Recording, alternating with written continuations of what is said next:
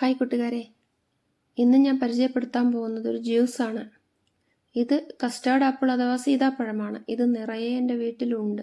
ഇതിൻ്റെ ഒരു വീഡിയോ ഞാൻ ചെയ്തിട്ടുവല്ലോ. ഇതിൻ്റെ തന്നെ വർഗത്തിൽപ്പെട്ട മറ്റൊരു പഴമാണ് ലക്ഷ്മണപ്പഴം അഥവാ മുള്ളാത്ത. ഇതാണ് ആ മരം. ഇതിൽ നിറയെ മുള്ളാത്തകൾ ഉണ്ടായിരുന്നു. വാഴത്തത്തകൾ വന്നൊക്കെ കൊത്തി തിന്നുപോയി. കിളികൾ കഴിക്കുന്ന പഴങ്ങളൊക്കെ മനുഷ്യനും നല്ലതാണ്. ഇതാണ് മുള്ളാത്ത അഥവാ ആത്തച്ചക്ക എന്നറിയപ്പെടുന്ന ലക്ഷ്മണപ്പഴം. സീതാപ്പഴമുണ്ട്, ലക്ഷ്മണപ്പഴമുണ്ട്, രാമപ്പഴവുമുണ്ട്. അങ്ങനെ 3 തരത്തിലാണ് ഈ ഒരു വർഗത്തിൽപ്പെട്ട പഴങ്ങൾ കാണപ്പെടുന്നത്. ഇത് കുട്ടികളിലെ വിളർച്ച തടയാൻ വളരെ നല്ലതാണെന്ന് പറഞ്ഞു കേട്ടിട്ടുണ്ട്. എന്തായാലും ഞാൻ ഇത് വെച്ചൊരു ജ്യൂസ് അടിക്കാൻ തീരുമാനിച്ചു. ഇങ്ങനെ ഇടയ്ക്കൊക്കെ ജ്യൂസ് അടിച്ച് കുടിക്കാറുണ്ട്. അതിനായി ഞാൻ ഒരു വലിയ പഴം തന്നെ പറിച്ചെടുത്തിട്ടുണ്ട്. മരത്തിൽ നിന്ന് തന്നെ പഴുത്തതാണ് ഇത്. ഇതിൻ്റെ തോല് ഉരിച്ച് കളയാം നമുക്ക്. ഇത് തോല് ഉരിക്കുമ്പോൾ തന്നെ നല്ല ഒരു ഭംഗിയാണ് ഇതിനെ കാണാൻ. നന്നായിട്ട് പഴുത്തിട്ടുണ്ട്. ഇത് മുറിക്കാൻ പാടില്ല, കത്തി ഉപയോഗിക്കാനേ പാടില്ല. കൈവച്ച് തന്നെ ഇത് ചെയ്യണം. അപ്പം ഇങ്ങനെ ഞാൻ കൈവച്ച് തന്നെയാണ് പൊളിച്ചെടുക്കുന്നത്.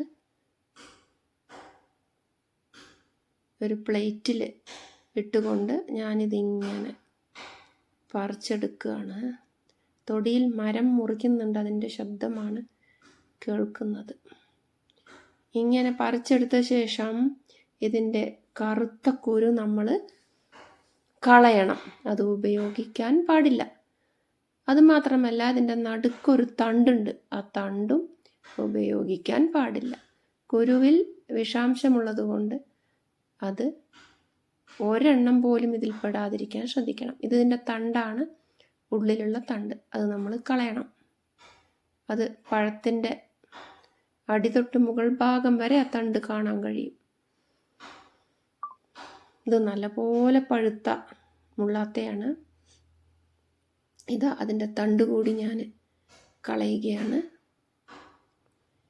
ഇനി കുരുവെല്ലാം കളഞ്ഞ ശേഷം നമുക്കിത് ജ്യൂസാക്കി അടിച്ചെടുക്കാം. ചിലതിലൊന്നും കുരു ഇല്ല, ചില ഭാഗത്ത് ഇതിൻ്റെ കുരുണ്ട്. ഈ കുരു മുളച്ച് പുതിയ ചെടിയായി വരും. പക്ഷേ മാസങ്ങളെടുക്കും ഇതൊന്ന് മുളച്ച് വരാൻ. കണ്ടാൽ ഈ ചെടി കണ്ടാൽ സീതാപ്പഴം പോലെ തന്നെയാണ്. സീതാപ്പഴത്തിൻ്റെ കുരു പോലെ തന്നെയാണ് ഇതിൻ്റെ കുരുവും. സീതാപ്പഴവും രാമപ്പഴവും ലക്ഷ്മണപ്പഴവും ഒക്കെ ഒരേ കളറിലുള്ള കുരുക്കളാണ് ഉണ്ടാക്കുന്നത്. നോക്കൂ, ഇപ്പോൾ ഇതിൻ്റെ ആ ഒരു പഴം മാത്രം എടുത്ത ഒരു പരുവമാണ്. ഒരു തവി പഞ്ചസാരയാണ് ഞാൻ ഇതിൽ ചേർത്ത് കൊടുത്തിട്ടുള്ളത്. ഇപ്പോൾ വെള്ളം ഒഴിച്ചു കൊടുക്കണ്ട. ഇതൊന്ന് കറക്കിയെടുത്താൽ മതി, അല്ലെങ്കിൽ മിക്സി കേട് വരും. പെട്ടെന്ന് തന്നെ ഓഫ് ചെയ്യണം. ഒന്ന് കറക്കിയെടുത്തിട്ടുണ്ട്. ഇപ്പോൾ നല്ലൊരു പരുവായി വന്നിട്ടുണ്ട്. അതിലേക്ക് 2 ഏലക്കായ കൂടി ചേർത്ത് കൊടുക്കുന്നുണ്ട്. 2 എണ്ണം മതിയാകും.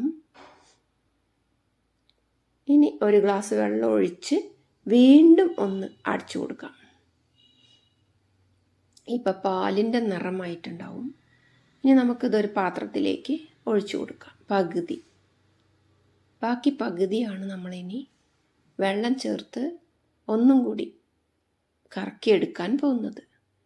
അപ്പോൾ ഇതാ അത് കറക്കിയെടുത്തു. ഇനി കുറച്ച് മാറ്റി വെച്ച ശേഷം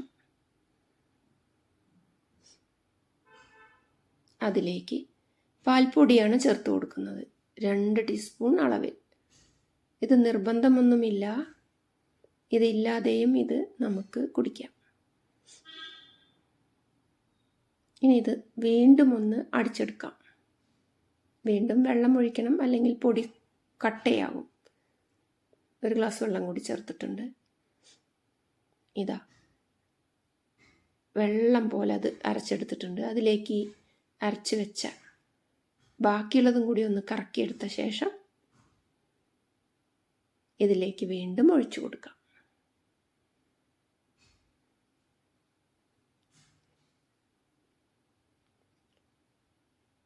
വിളർച്ച ഉള്ളവർ ഇത് കുടിക്കുന്നത് വളരെ നല്ലതാണെന്ന് പറയുന്നുണ്ട്. എനിക്കും അനുഭവമുണ്ട്. വീണ്ടും കുറച്ചുകൂടി ഞാൻ മധുരം ചേർത്തിട്ടുണ്ട്. മധുരം നന്നായിട്ട് ചേർക്കണം, എന്നാലേ ഇതിൽ നല്ല ഒരു രുചി ഉണ്ടാവുകയുള്ളൂ. ഇപ്പം ഇതാ നല്ലൊരു ജ്യൂസായി വന്നിട്ടുണ്ട്. ഇനി നമുക്കിത് ഒരു ഗ്ലാസ്സിലേക്ക് മാറ്റാം. ഇത് നമുക്ക് ആവശ്യമുള്ളത് കുടിച്ചിട്ട് ബാക്കി ഫ്രിഡ്ജിലേക്ക് എടുത്തു വയ്ക്കാം. കേടുവരുമൊന്നും ഇല്ല.